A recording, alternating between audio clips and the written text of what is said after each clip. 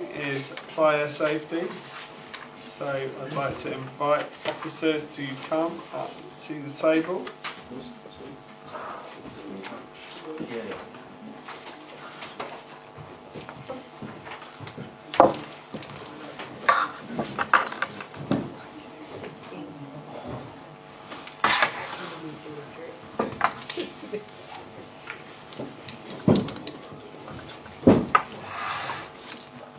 Okay, thank you all for joining us this evening for what is a very important topic.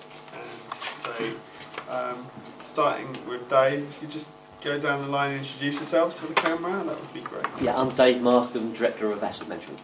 Paul Langford, Director of Resident Services. David Ickbom, Area Manager from Resident Services. Tony Hunter, Head of Engineering. Jo Wilson, Supported Pathways Manager. Okay, so it'd be useful if you just talk us through the report just for a few minutes, just to give us an overview before we kick off with some questions. So very quickly then, I'll talk through the structure of the report. The first bit I'd like to mention is some really exciting work done by the Resident Fire Safety Scrutiny panel. They produced a report which reported back in November. So what I've included here is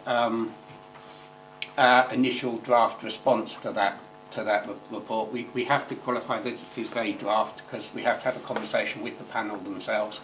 And the understanding is that this will be going to Tenants' Council next, 19th of February, I believe the date. Second part of the report covers our response to the BB7 report on fire risk management. There are principally three recommendations in that. Well, lots of recommendations, but a lot of them about establishing a documented fire risk management system. So you'll notice in the appendix that a lot of our responses are, yes, we'll do that. We've included also as an appendix a communications plan.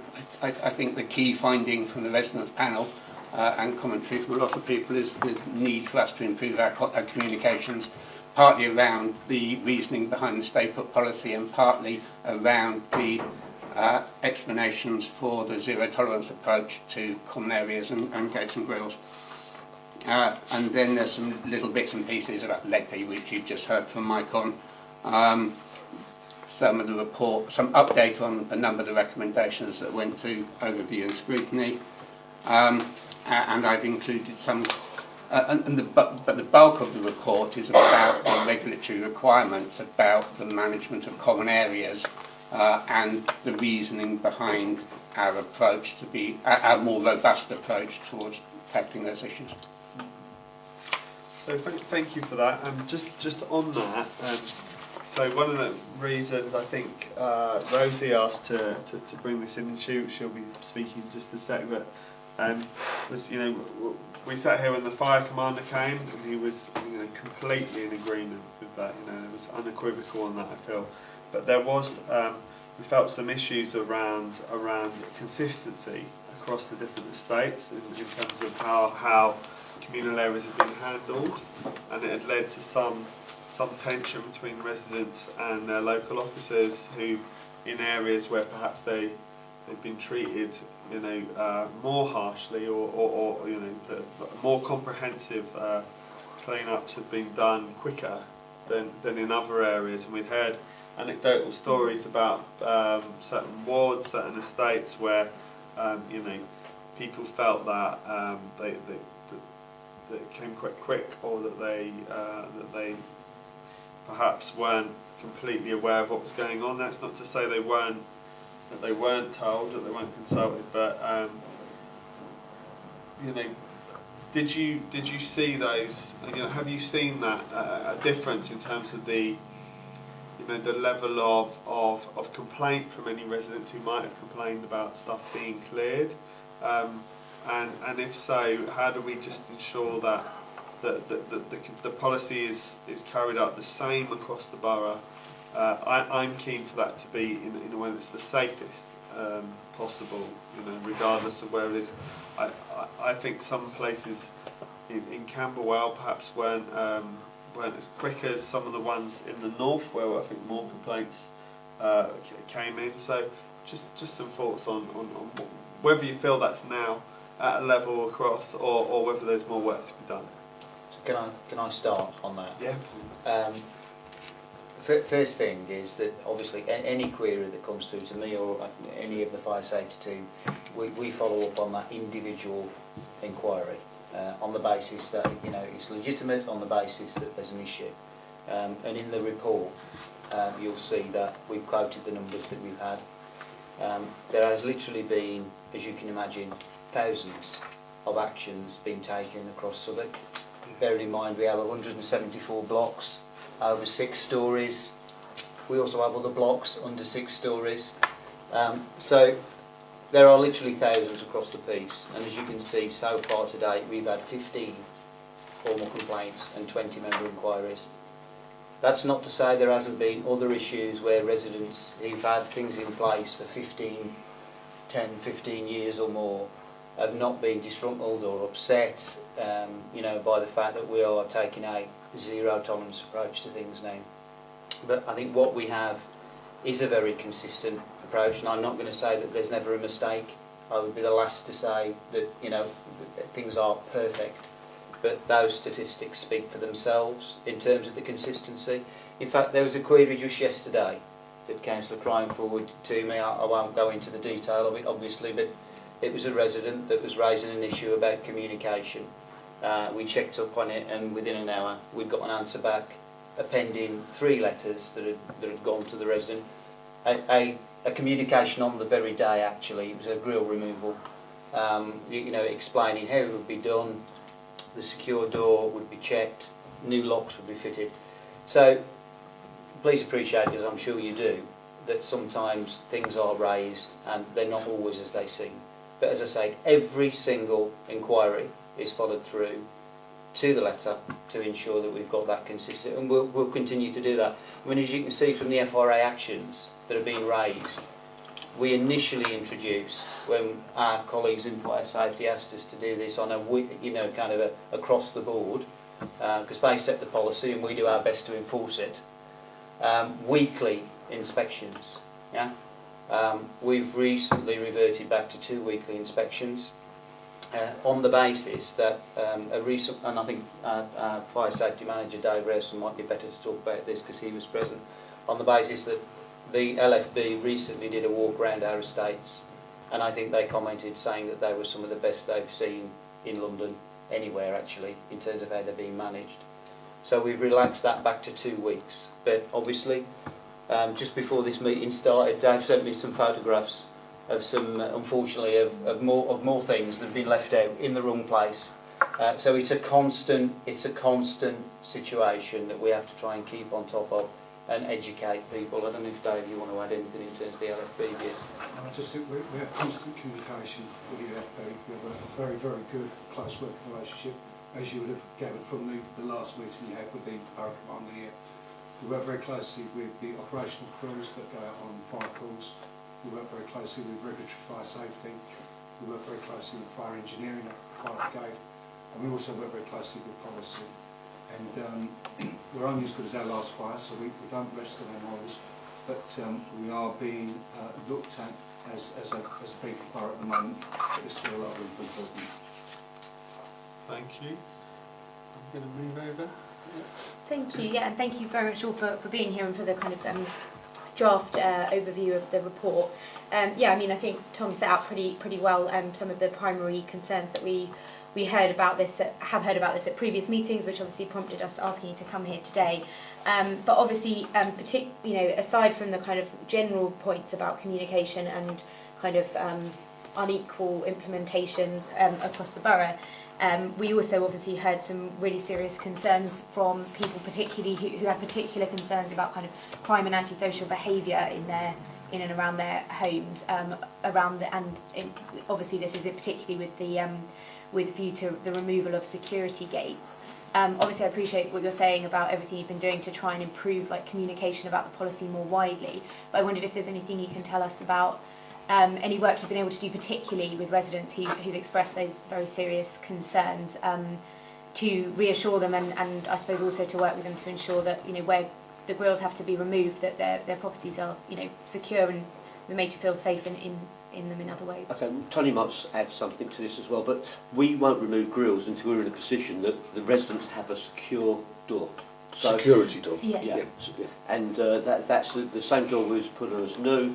And so some grills won't be removed because they're about 6 weeks leading for those doors. So we have to work very closely with our resident services colleagues about setting those up, because the day we remove that grill, we have to fix the door. So there's a process to it. So we won't remove that until that's all in place.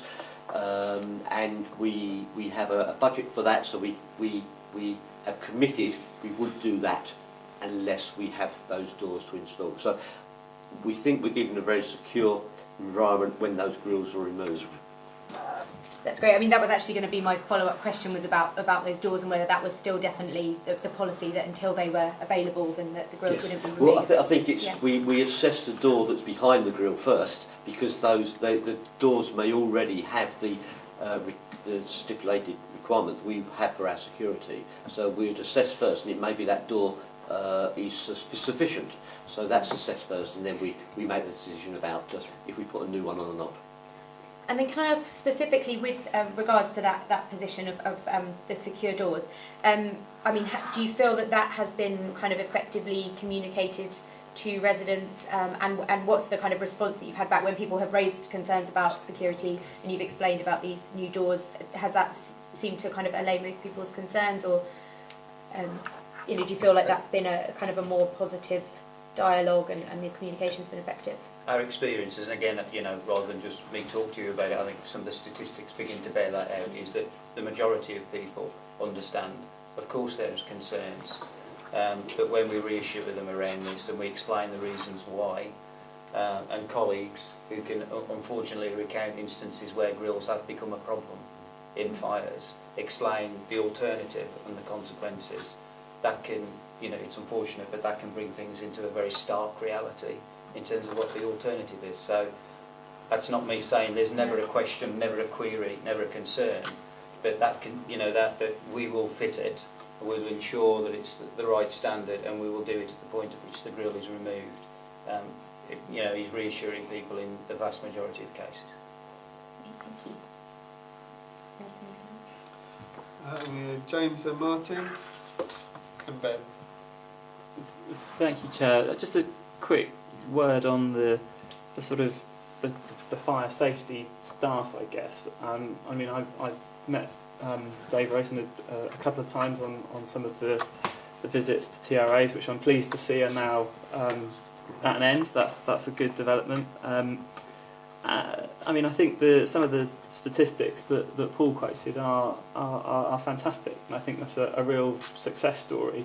And a big part of that, you know, there has to be a huge amount of credit to go to the staff for achieving these figures. But kind of in the context of what was obviously a huge sort of increase in resident concern after Grenfell, and the amount of additional work that came in, so you had the sort of additional stresses that must have been experienced by the staff working directly on this.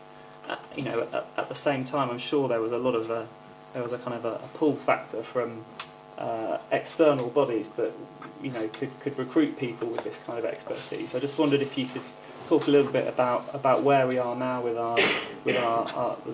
the staffing levels and the kind of match between the supply demand for Southwark staff. I think you're absolutely right. The initial aftermath of Grenfell led to huge amounts of work, not just for the fire safety team, but across the department. We immediately set about reassessing all our 174 blocks, 7-storey and above, publishing our FRAs. Paul's team increased the amount of inspections. We created a fire safety concerns inbox, which, as you could imagine, for that first few weeks was an incredibly busy place, and it still receives concerns today.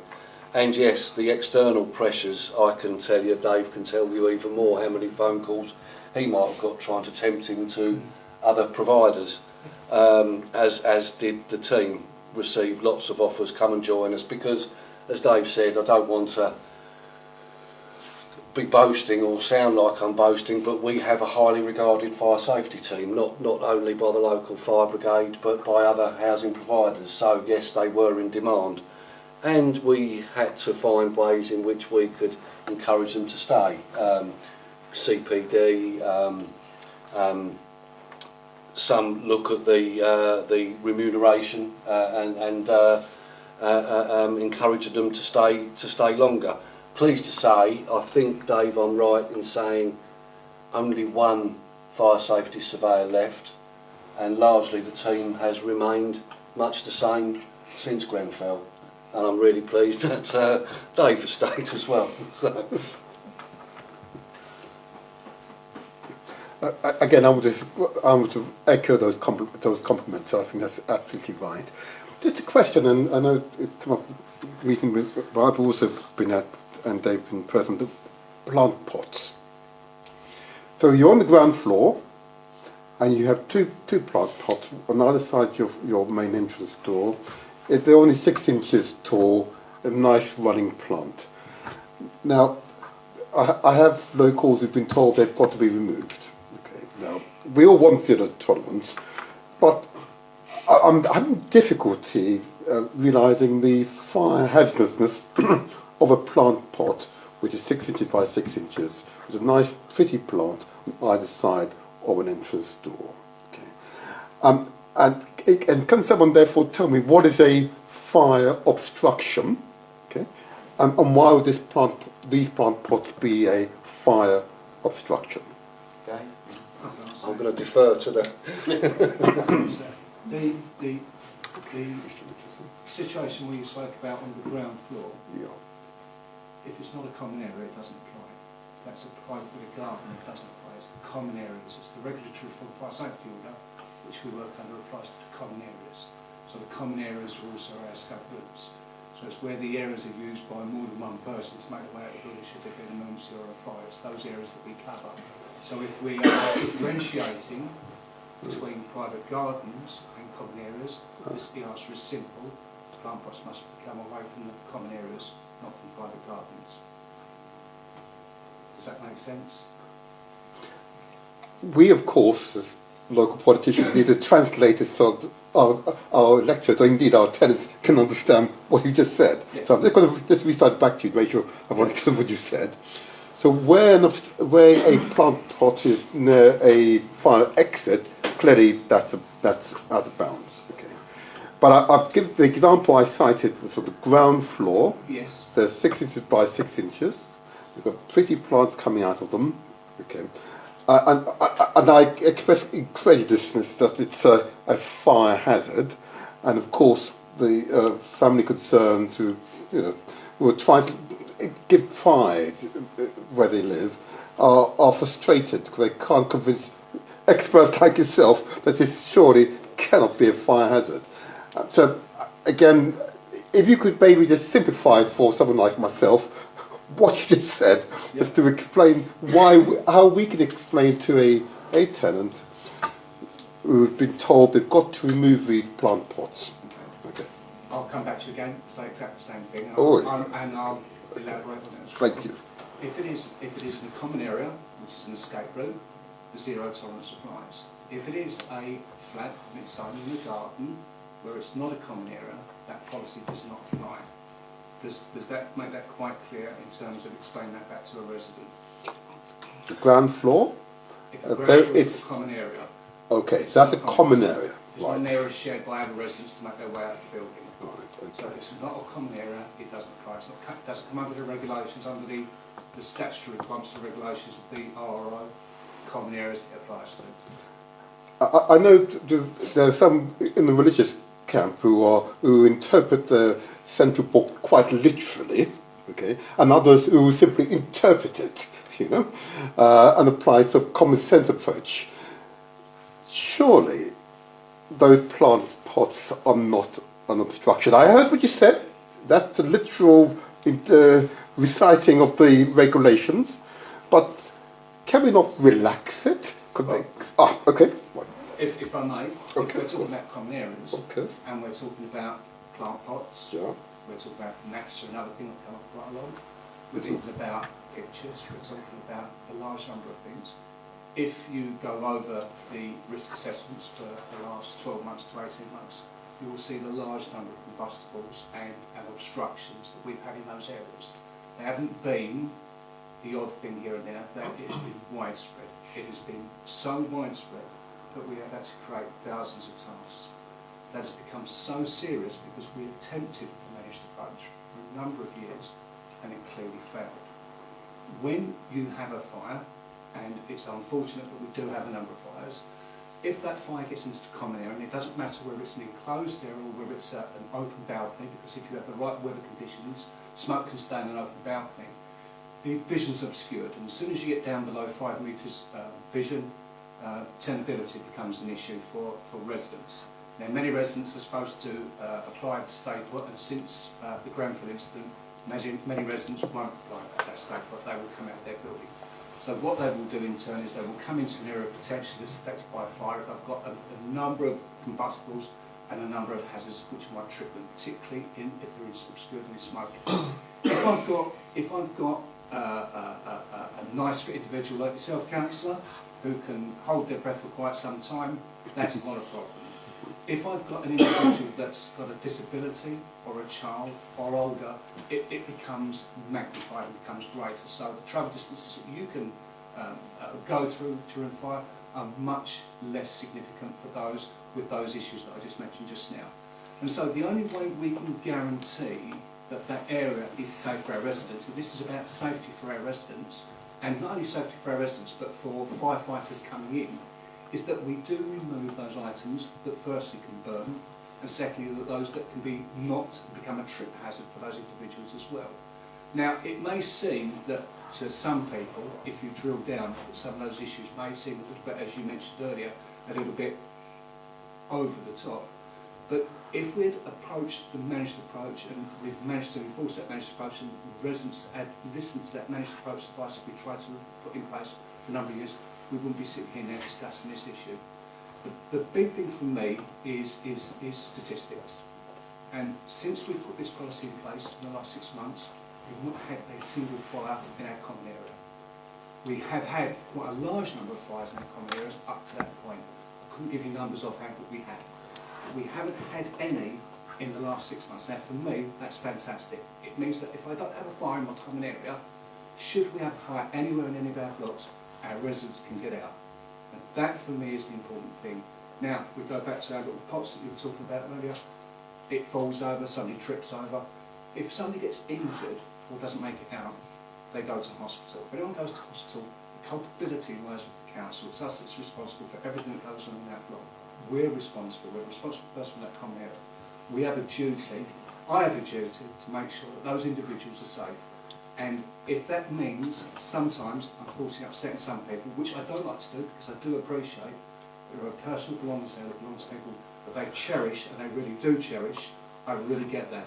But if it means that my residents are going to stay safe in that building, I'm a very happy man. And I'm always happy to look at individual cases, as you cited earlier, where there may be confusion regarding the placement of pots, where it may not be a common area. In fact, I've spoken to a lot of resident service officers where we've had that discussion and we have come back from what they believe to be the case. So we look at things on a case-by-case basis. Okay. We'll continue to look at things on a case-by-case basis. But fundamentally, I think the general approach is right. It's the right approach, and it's proven to be safe so far for the residents, which I think is the most important thing. Thank you. Thank you. Yeah, similar-ish question. It's obviously there's various kind of variables here, and I'm interested in the practical differences between the managed approach versus the zero tolerance approach. And actually, that explanation was very helpful in terms of the managed approach is not working. And I don't know. I know that Councillor Cryan has promised us the review, which is going to report at some point, and maybe this will all be part of it. But if you're visiting properties every week at the moment, or now going to every fortnight for a zero tolerance approach, is that actually taking up any less time than you would for a managed approach? Also visiting those properties and assessing, where there was a higher risk or where there was a lower risk. Do we have data on, like you say, number of fires where you have a managed approach versus a zero tolerance approach? Are these the kind of things that are going to be part of the review? Do we have that data? Because I think it may. It would certainly reassure me, and it may be useful for residents as well. Because I do have concerns about the zero tolerance approach, because instinctively that seems quite a hard thing to enforce. Because originally you only had letters going to residents who had the plant pots, not their neighbours who didn't, and they may go out and buy a plant pot the next day, for example. Now I understand all those residents are getting those letters, but also you have a lot of churn, you have new residents moving in, so obviously there is resources required for a zero tolerance approach as well. Does that make sense? I think it does. Just before we talk about one approach versus the other, paragraph 37 in the report does set out the terms of reference for the review of the zero tolerance approach. Dave, again, I'll defer to you on this, but in my view, I think initially zero tolerance might create a lot of work, but ultimately that reduces. Whereas a managed approach is a constant piece of work that doesn't necessarily reduce. Sorry, may I also add to that? Prior to coming here, I was in the fire brigade for 30 years, and 8 years of that was in regulatory fire safety. And I dealt with a lot of housing providers, and many of them tried to use the managed approach. In my experience, dealing with a large number of housing providers, it didn't work in any of the instances. I'd also say that there is, since Grenfell, and let's be honest, Grenfell has been a bit of a game changer for a lot of housing providers. More housing providers now are going down this approach of zero tolerance because it is easier to manage. So I don't know if statistically I could sit here and make an argument to say that there is a big difference. I think there is. I think there is, because if you have nothing to burn or nothing to fall over in a common area, you're not going to have a fire and you're not going to have people injured. I will say to you that in my experience, the managed approach hasn't worked in probably 15 to 20 housing providers I've worked with previously. I don't believe it was working at Southwark Council. That is borne out by the numbers of tasks that were being laid out by the risk assessments, and those are what we are accountable to the enforcing authority of the London Fire Brigade. If we were to have a fire in a building where the risk assessment has asked for the removal of things, and it's those items that have caught fire, or there's been a fire in that building with any other items that come out, we as the council are culpable in the eyes of law. So again, I can only give personal opinions. I can't give you facts alone. It is a far safer approach, and it is, and I think as Tony said, in the long term, it is much easier to manage too. I'll just give you an example on Ledbury. Yeah, it's not a 2 week. We're out every 3 hours. Yeah, in a block where people are very aware of fire safety. Yeah, we're knocking on doors. You've left a rubbish bag in the communal area. We're knocking on doors. There's a bike there. There's a pram there, and we're having to confiscate them. You go to the back of the office. It's where we keep the stuff overnight, where people have left it outside the door as obstacles, and so you're in a real situation where everyone's really aware of the situation of zero tolerance and what fire risks are at Ledbury, and people are still doing it. Any more questions? No? No? Okay, thank you very much. That's been a really fascinating and enlightening discussion.